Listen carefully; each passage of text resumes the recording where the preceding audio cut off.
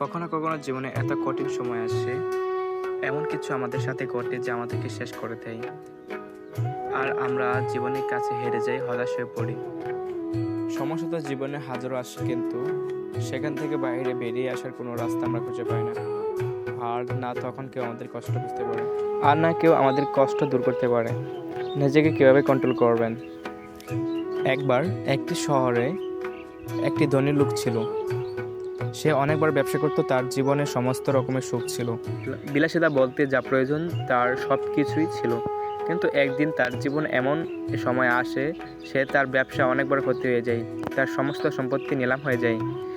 সে সারা জীবনে যা কিছু অর্জন করেছিল সেই সব কিছু কিছুদিনের মধ্যে শেষ হয়ে যায়। আর রাতারাতি তার সব কিছু বদলে যায়।